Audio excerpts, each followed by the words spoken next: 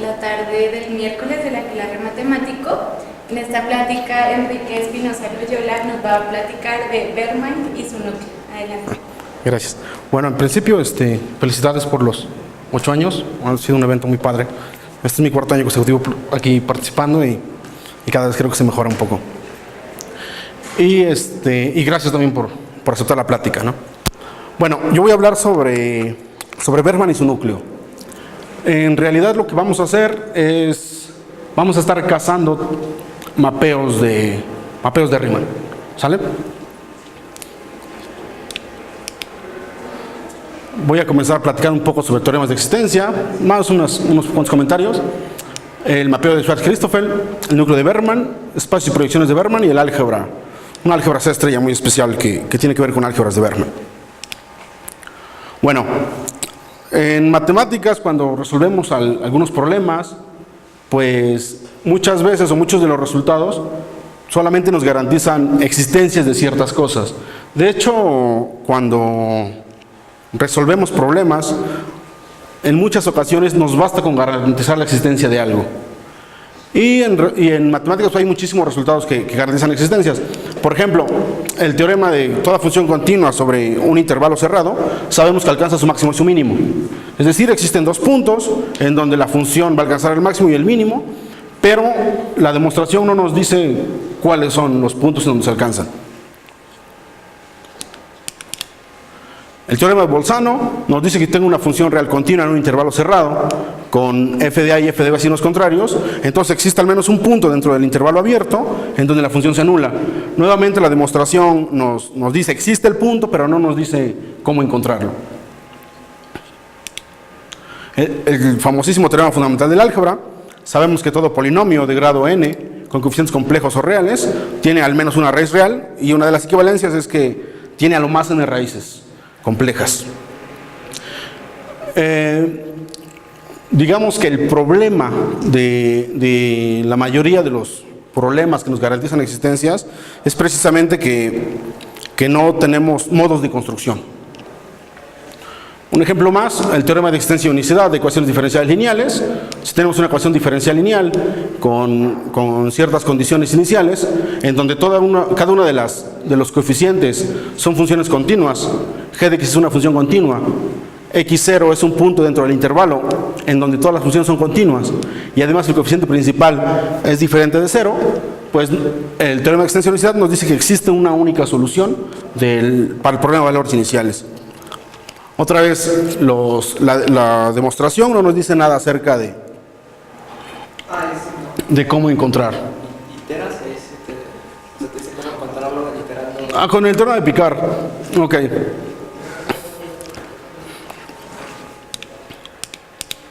Y en el que me voy a ocupar va a ser del teorema del mapeo de Riemann. ¿Sale? Si tengo un conjunto abierto y simplemente conexo, entonces yo sé que para cada punto del conjunto abierto existe un único mapeo que es conforme, que en A se anula y aparte que la derivada en A es positiva. Este teorema es muy importante en análisis complejo, y entre una de sus implicaciones es que podemos caracterizar a todos los conjuntos abiertos y simplemente conexos, de hecho a todos los dominios. Y una de las, digamos que, consecuencias directas es el teorema de Carathédori, el cual nos dice que podemos extender el mapeo sobre la frontera. El problema de la extensión es que así no garantizamos que sea 1 a 1.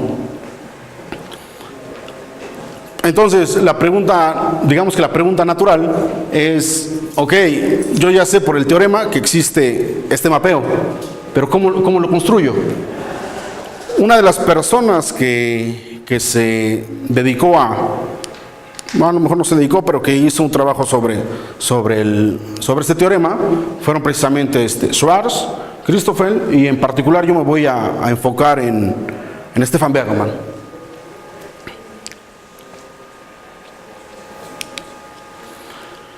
Para regiones un poquito especiales, que son las regiones poligonales, pues tenemos los famosísimos teoremas de Schwarz-Christoffel. ¿Sale? Que si yo tengo una función que mapea el semiplano superior complejo de manera conforme sobre una región poligonal, entonces el mapeo que me hace esa gracia de mapear todo de manera conforme es este mapeo. El problema, digamos, acá nada más sería que la mayoría, bueno, de hecho las integrales que se involucran son las que se conocen como integrales elípticas, en donde Z0 pues es cualquier punto interior del plano superior complejo de la cerradura, y C1 y C2 son constantes complejas, C y C1. También hicieron cosas para, bueno, si tengo 3 puntos arbitrarios, pues todos los demás puntos quedan determinados por estas condiciones, en donde los LJ son las longitudes de mis lados de mi polígono. ¿Qué pasa cuando el teorema que acabo de mencionar es para regiones poligonales acotadas? ¿Qué pasa si el punto infinito es un punto de la frontera? Pues allí lo que vamos a estar considerando son que el infinito sea un vértice, y si es un vértice pues tenemos que asignarle alguna medida angular. Entonces, la manera de asignarles es que en el punto infinito vamos a asignar valores negativos o incluso 0. De hecho, los valores en los que se van a encontrar los ángulos que vamos a tomar para el punto infinito va a ser entre menos 2pi y 0. ¿Cuál es la idea? La idea es respetar la fórmula que conocemos para la suma angular de los polígonos. Por ejemplo, si consideramos el semiplano superior complejo, aquí tenemos un solo lado, la fórmula me dice que la suma angular debe ser menos pi, tenemos un solo lado, el vértice que consideramos en el punto infinito, le asignamos el valor de menos pi.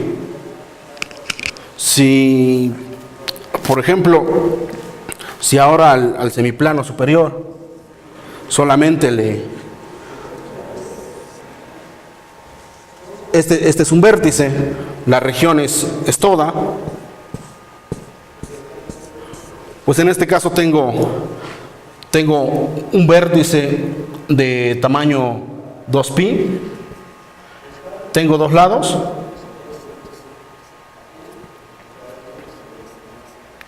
y si queremos que se cumpla la fórmula, pues necesitamos que el punto, el vértice en el infinito, sea de valor menos 2pi, para que la suma angular se vuelva a satisfacer la fórmula.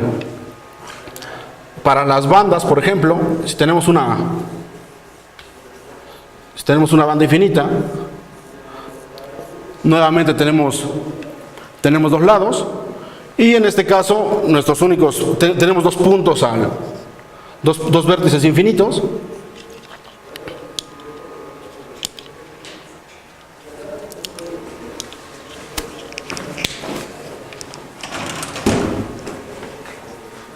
No es problema del local. Sí.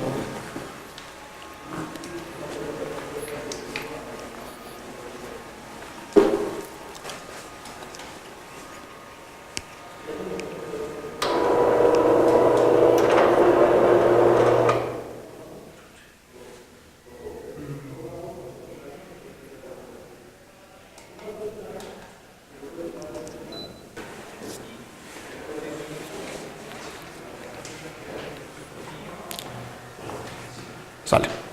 Bueno, entonces en la banda tengo dos lados para que se siga cumpliendo la fórmula. Tengo dos vértices en el infinito, y entonces cada uno de los vértices debe de tener medida angular 0.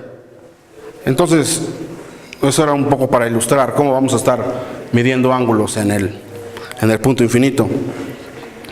Se hacen unas ciertas modificaciones con respecto a los vértices, y en particular tenemos en esencia la misma fórmula, porque con los puntos al infinito, uno de los factores en donde tengo los puntos al infinito de la fórmula que dimos en en el resultado pasado con las integrales, resulta ser constantes y se las come la constante que está multiplicando la integral. De hecho, también hicieron resultado para cuando tienen un polígono y el punto infinito resulta ser un punto interior de la región poligonal. Y también tienen específicamente la transformación conforme de las regiones poligonales directamente al disco unitario.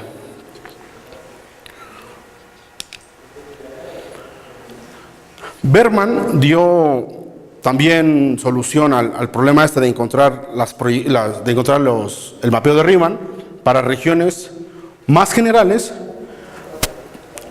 De hecho, son muchísimas regiones a las que él logra dar el resultado, pero siguen sin ser todas. Los rudimentos que él usó, o las técnicas que él usó, son puramente de análisis, un poquito de análisis complejo. De hecho, es análisis complejo básico, los resultados que se presentan, y un poco de operadores. Entonces, si tenemos un subconjunto propio del plano complejo, denotamos por h de omega al espacio de las funciones holomorfas, al espacio vectorial, y por HL2 de omega como al subespacio que consigue todas las funciones son de cuadrado integrable. Entonces h de L2 pues es h de omega intersección con L2 de omega. Si dotamos a h de L2 con este producto interior, pues resulta que HL2 es un espacio unitario. Y sabemos que en el espacio de las funciones holomorfas, pues tenemos una manera usual de calcular convergencias o de tener convergencias, que son las convergencias por subconjuntos compactos.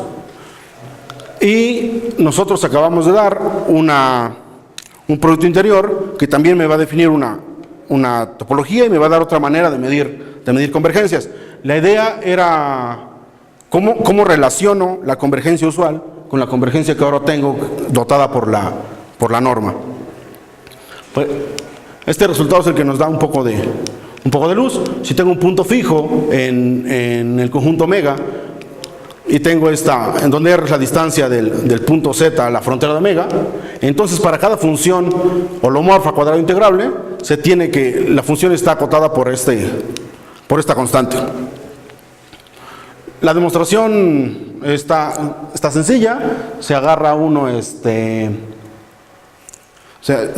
un radio menor que R, un R',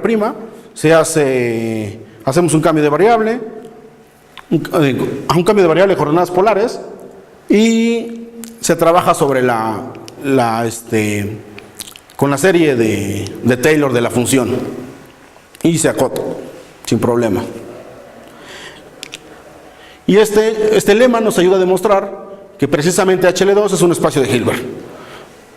Toda sucesión de Cauchy converge allí, y se aprovecha el hecho de que cuando tengo cuando doy mi sucesión de Cauchy y van a venir acotadas las diferencias por este número, automáticamente voy a tener la convergencia sobre subconjuntos compactos, y por lo tanto tengo que la función límite es una función holomorfa, y después se demuestra que precisamente esa función está también en L2.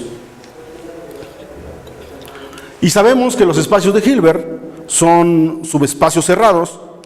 En este caso es un subespacio cerrado de L2, y L2 es un espacio separable, y por lo tanto H de L2 resulta ser un espacio separable. Separable sabemos que significa que tiene una base numerable. Y si ya tenemos bases numerables, pues ya podemos hablar del núcleo de Berman. Consideramos una base ortonormal para el espacio HL2 y definimos el núcleo de Berman como esta serie en donde tenemos los puntos evaluados en cada entrada de K, y los UN pues son tomados de la base. El núcleo de Berman tiene las siguientes propiedades. Por mera definición, K es igual a K conjugado, intercambiando los argumentos. Resulta que K converge absolutamente en omega cruz omega y además es converge uniformemente en cualquier subconjunto compacto. Por la desigualdad de Schwarz, tenemos que K, el valor absoluto de K al cuadrado, está acotada por estos dos, y que K evaluado en el mismo punto en ambas entradas resulta ser positivo. Y entonces cada que yo fijo un elemento de omega, acá la vuelvo una función que depende de una variable y resulta ser que es una función holomorfa de cuadrado integrable. Y la norma viene dada precisamente por la raíz cuadrada de K evaluada en z en ambos lados. Y tenemos uno de los resultados, son muy importantísimos para nosotros. ¿Por qué? Porque resulta que el núcleo de Berman es un núcleo reproductor. Es decir, todas las funciones que son analíticas cuadrado integrable vienen dadas en términos de K por medio de esta doble integral. Un corolario inmediato de este teorema es que nosotros definimos el núcleo de Berman dada una base ortonormal. Pero este teorema nos dice que el núcleo de Berman no depende de la elección de la base. Entonces, como podemos generar diferentes bases ortonormales para HL2, podemos encontrar diferentes resultados, depende de lo que estemos tratando de resolver. En lo que sigue vamos a estar considerando a omega como un subconjunto propio abierto de C, conexo, y además le vamos a estar pidiendo que sea simplemente conexo. Y tenemos el siguiente lema. Si suponemos que F es una transformación conforme de omega sobre el disco de radio R, entonces una base ortonormal para el espacio de las funciones holomorfas de cuadrado integrable viene dada por esta expresión, en donde R es la R que estamos considerando acá, y F' pues es la derivada.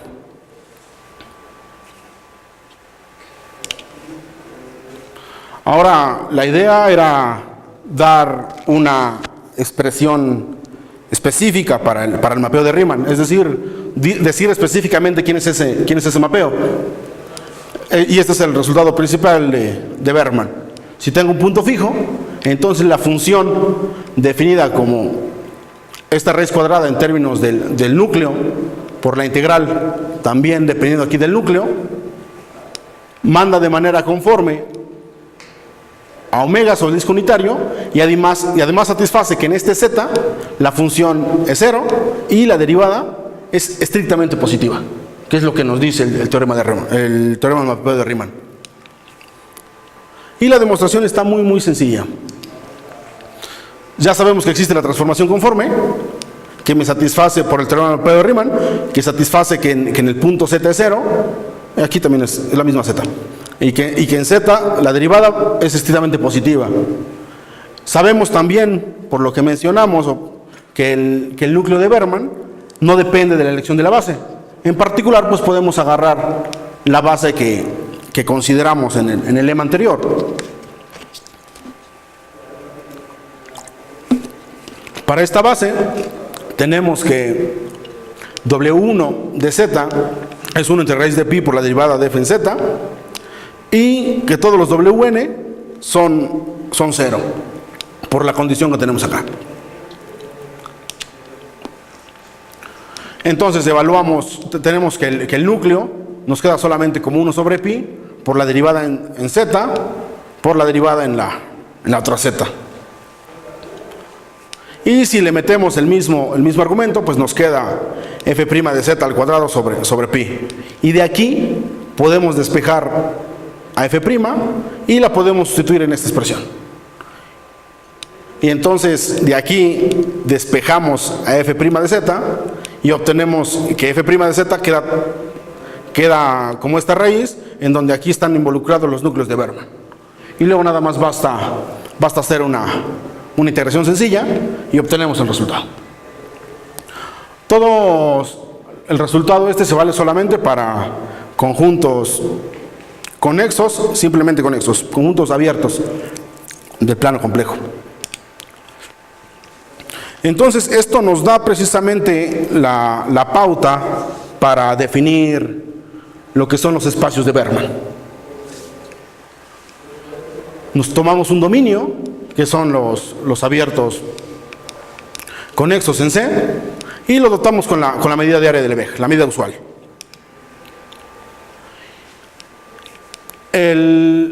Hace rato decíamos que el espacio de las funciones cuadrado integrables, que son holomorfas, eran subespacios de Hilbert. Pues resulta que si me agarro a estos subespacios, que son los subespacios de las funciones analíticas de L2, es decir, son las funciones holomorfas de cuadrado integrable, pues también resultan ser espacios de Hilbert, ya para cualquier dominio U.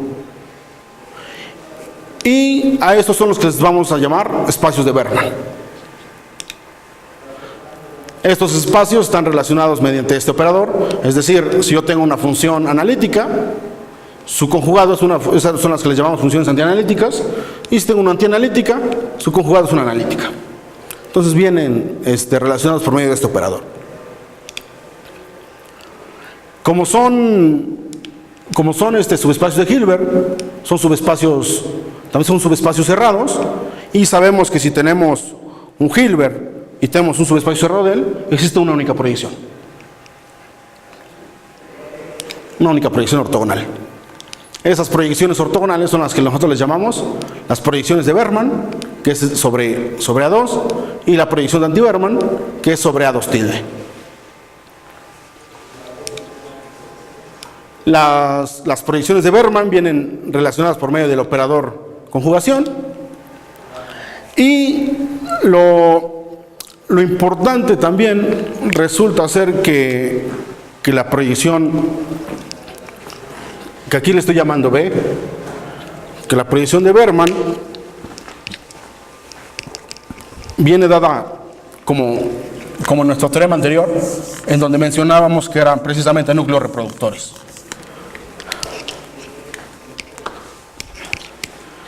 Entonces la proyección de Berman, voy a llamar P para rápido, df pues resulta ser la doble integral sobre en este caso sobre U del el núcleo reproductor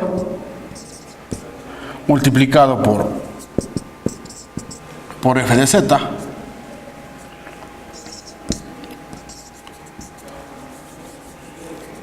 de psi de eta, en donde psi, aquí es z, uso w, en donde w pues es precisamente psi más i veces eta. Otra vez la forma usual, mediante el núcleo reproductor. Entonces esas son nuestras proyecciones de Berman. Y entonces basta para regiones, digamos, sencillas, basta dar bases ortonormales y encontrar expresiones para el núcleo reproductor. En este caso, para el semiplano superior complejo, el núcleo reproductor resulta ser menos 1 sobre pi por 1 entre z menos w conjugado al cuadrado. Y la proyección de anti-Berman es casi lo mismo, nomás conjugando.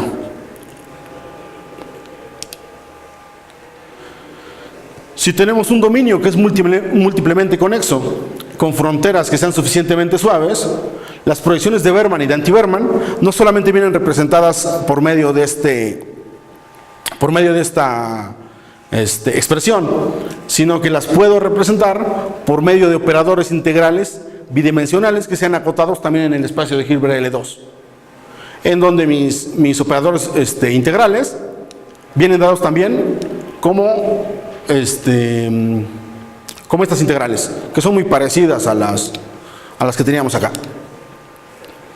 en donde K y K tilde son operadores compactos en L2 de U. Si nos fijamos en cuando U es el semiplano superior complejo, estos operadores resultan ser los operadores nulos, y las proyecciones de Berman me quedan por medio de estas dos expresiones, Y entonces todo queda muy bonito porque todo lo tenemos específicamente cómo son los operadores que actúan en la representación de mis proyecciones de Berman. Eso pasa para cuando los dominios son múltiplemente conexos, con fronteras suficientemente suaves. Entonces la pregunta natural es, ¿qué pasa si la frontera sobre la que yo estoy trabajando, si la frontera de mi dominio no es suave? O sea, tengo algunas ciertas esquinas. Pues resulta que tanto estas expresiones como la expresión de acá ya no son válidas. Si la frontera de mi dominio admite ángulos diferentes de pi, las fórmulas presentadas ya no son válidas. Por ejemplo, esto pasa para los sectores abiertos. En los sectores abiertos del plano complejo,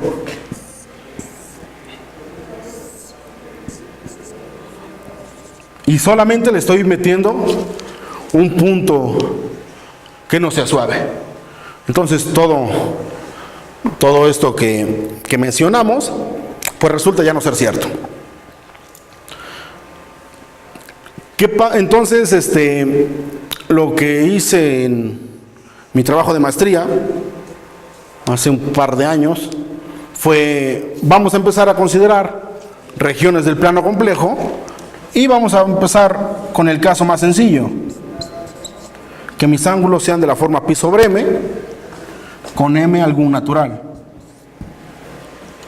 Si m vale 1, tengo el semiplano superior complejo y esas fórmulas ya las tengo. Entonces lo interesante era ver cuando m fuera mayor que 1. Y entonces, primero hicimos el trabajo para ángulos de la forma pi sobre m. Vimos que todos los resultados que estábamos obteniendo dependían esencialmente de la medida del ángulo. Y el siguiente paso fue agárrate un ángulo arbitrario. Y entonces obtenemos representaciones para las proyecciones de Berman sobre L2 de L2 de K alfa sobre los espacios de las funciones analíticas y antianalíticas en K alfa.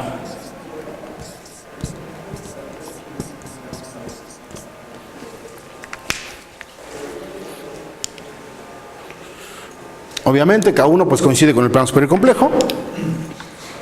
Y lo que hacemos es identificar a los operadores que ahora yo quiero trabajar con estos operadores que actúan sobre todo L2.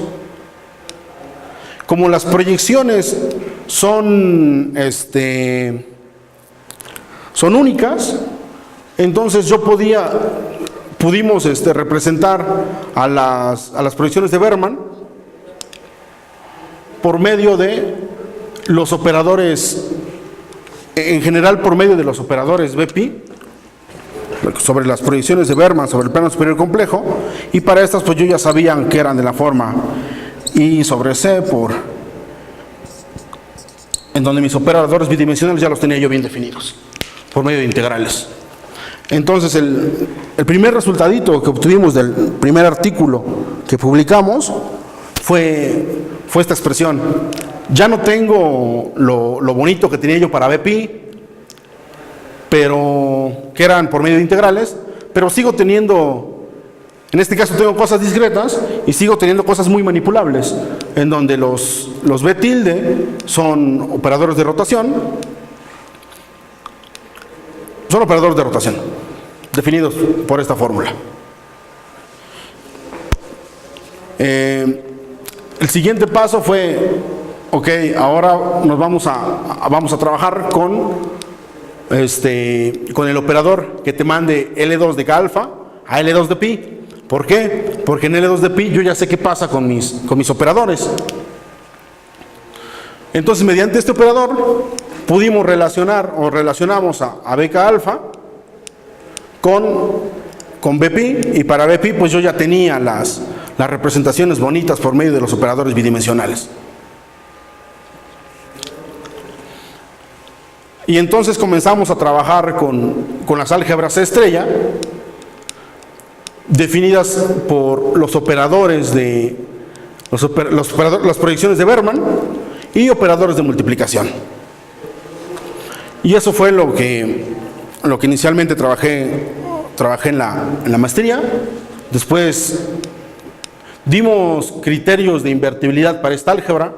En realidad, lo que hicimos fue demostrar algunos teoremitas que necesitábamos para poder representar o poder mapear esta álgebra, hacer un isomorfismo con una álgebra de matrices, en donde las matrices, pues yo ya sé cuándo son invertibles. Después, lo que hicimos fue comenzar a generalizar las regiones, una vez que ya tuvimos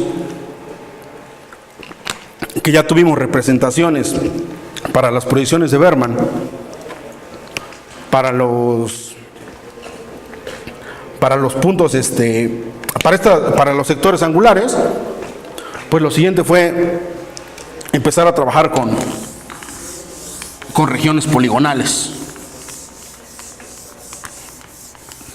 Y lo que nos ayudó en las representaciones, pues fue precisamente el mapeo de Schwarz-Christoffel. En este caso, entonces lo primero fue generalizamos las regiones geométricas, y lo siguiente fue la primera generalización natural de esta álgebra es: ya no te consideres a funciones constantes a trozos, sino ahora empieza a considerar funciones continuas a trozos. Y entonces empezamos a trabajar sobre ya regiones poligonales, en donde mis coeficientes de multiplicación pues tuviera yo discontinuidades en una cantidad finita de rayos, no importaba que se intersecaran. Las técnicas que usamos es trabajar con álgebras cociente y usar principios de localización. Otra de las técnicas que estuvimos trabajando son técnicas de operadores límite, y seguimos dando representaciones específicas para mis proyecciones de Berman. Ahorita pues ya estamos trabajando con regiones todavía más generales, que es lo que estoy haciendo ahorita en el doctorado. Ya logramos sacar un par de artículos más, y en este caso ahorita estoy trabajando con funciones. Ahora mis funciones mis operadores de multiplicación que vienen acompañadas por funciones, ahora las estoy considerando que sean lentamente oscilatorias. Ahí tengo bastante trabajo por hacer, pero digamos que el resumen fue: Berman atacó el teorema de mapeo de Riemann, dio representación dio específicamente quién era el mapeo de Riemann para las regiones simplemente conexas, abiertos, simplemente conexos y conexos. Y además, en el camino, empezó a desarrollar maquinaria que después los analistas empezamos a generalizar. Empezamos a trabajar con la proyección que él dio, y empezamos a trabajar con otras regiones. Y esas proyecciones pues resultaron ser operadores integrales, y pues lo natural era trabajar con sus álgebras generadas. Eso es todo.